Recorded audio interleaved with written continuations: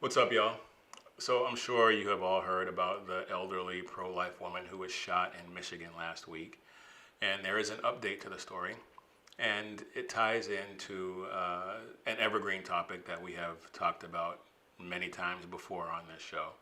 The whole story itself, not just the update, ties into that evergreen topic. So let's get after it.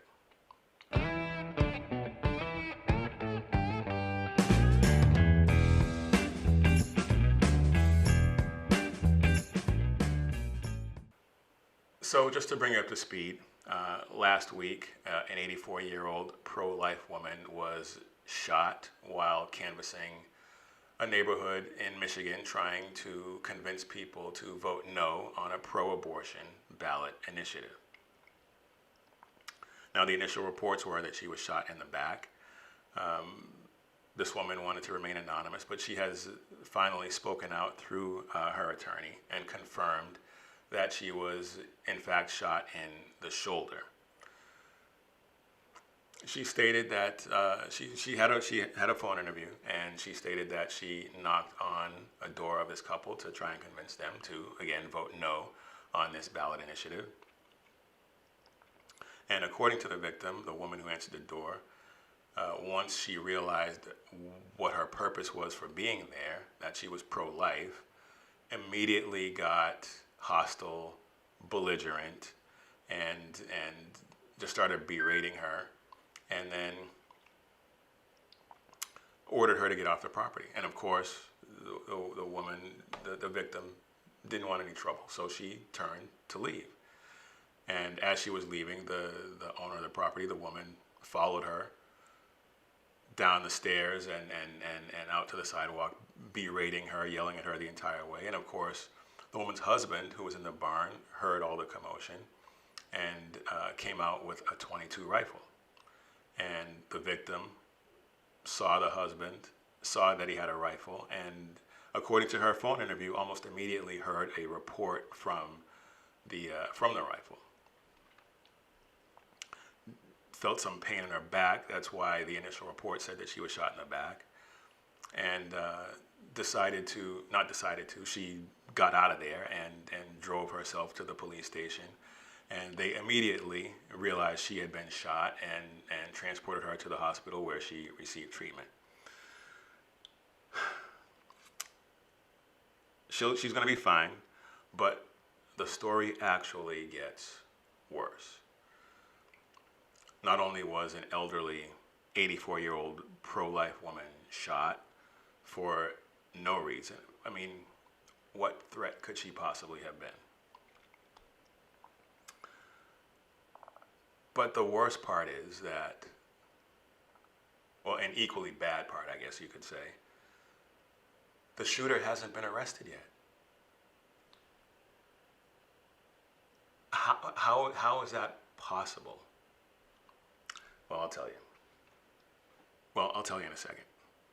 Because this couple, they did their own interview with a local TV station, and the husband who fired the shot claimed that it was an accident, and the woman's story is completely flipped. The woman is saying that the victim was the hostile one, and the victim was making all these ridiculous statements about being pro-life and stuff like that, and none of it. Watch the interview. I'm not gonna play any of it here, but it's on YouTube. Watch the video, and none of it rings true. None of it. She's clearly lying. But the fact that this could happen and no arrests have been made yet ties into a much larger narrative. Donald Trump and the MAGA Republicans represent an extremism that threatens the very foundations of our republic. But there's no question that the Republican Party today is dominated, driven, and intimidated by Donald Trump and the MAGA Republicans. And that is a threat to this country. That's why respected conservatives like Federal Circuit Court Judge Michael Ludwig has called Trump and the extreme MAGA Republicans, quote, a clear and present danger to our democracy. But while the threat to American democracy is real, I want to say as clearly as we can, we are not powerless in the face of these threats. We are not bystanders in this ongoing attack on democracy. There are far more Americans from every background and belief who reject the extreme MAGA ideology than those that accept it. And folks,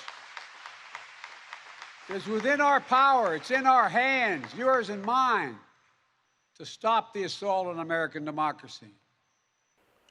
And of course, in the aftermath of that gem of a speech, we had a 41-year-old man run down an 18-year-old kid who he claimed in his 911 call to the police, or maybe it was a statement, I forget which. But either way, he stated that the kid was a member of one of those Republican extremist groups. And then he had the nerve to object to a $50,000 bond because he wasn't a flight risk, so he says, and he has a family, and he didn't want to see that go by the wayside. What? If you didn't want to see your family go by the wayside, then maybe you shouldn't have gotten drunk and run down an 18-year-old kid because he disagreed with you. I'm just spitballing here, but maybe you might have wanted to think about that. But what he really meant was, and this is key, what he really meant was, but I only killed one of those MAGA Republicans who was a member of an extremist group. I don't even know, why am I even in trouble? And why is that worth a $50,000 bond? Even the president said it was okay. I don't even know why I'm here. That's what he meant. Now, we could get into the whole, can you imagine if the roles were reversed nonsense. There's no need for that. We all know what would happen if the roles were reversed. It's a moot point at this point. No need to go into it any further. But I've been saying for a while now that leftists are a lot of things, but we can't call them hypocrites. They are brazenly telling us, saying the quiet parts out loud, as it were, that there are two standards of justice in this country. And it's not, I know some people say it's rich and poor now. Those days are over. The two standards of justice in this country now are those who can commit political violence with impunity and those who just have to die. Now, I know that sounds harsh, and it is harsh. But if you're paying attention, if you've been listening to me for any length of time, if you've been paying attention at all for the past number of years, and not just since 2020, even going back even further than that, it's pretty obvious. It's blatantly obvious what their agenda is. Blatantly obvious. They're letting criminals out of jail, out of prison early. The no cash bail movement in all these leftist-run cities is leading to historically high crime rates. The vice president, before she was vice president anyway, spearheaded a movement to let the BLM rioters out of jail so that they could continue their rioting. And then we have the president telling the left that it's okay to attack half the country. More than half the country, I mean, let's be honest.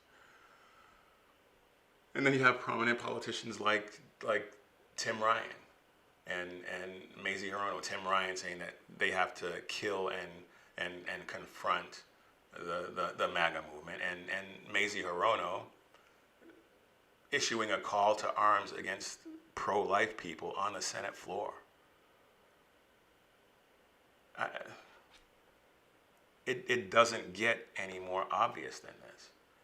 They hate you, and they want to see you die. They think you deserve to die for your beliefs. The left is always going. They've been doing it for a long time, and they will continue to always accuse us of that which they are guilty. They are the ones who are committing the political violence. They are the ones who are fomenting the violence. Like I just said, Mazie Hirono is issuing a call to arms against someone she disagrees with on the Senate floor. It doesn't get any more blatant than that. Every instance of violence and calls for violence is coming from the left. I have yet to find a credible one where a Republican, conservative, whatever you want to call it, is calling for or committing any type of violence. When you do find one, almost every time they're responding to violence that was committed against them. Self-defense. All right, y'all. That's all I got for you today. These days, though, it's never been more important. It's never been more crucial to do what I say every time I sign off, and that's keep your head on a swivel and stay safe.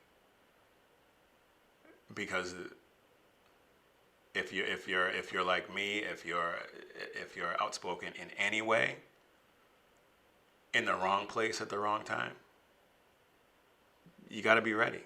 You got to keep your head on that swivel and stay safe. So do that, and we'll see you on the next one.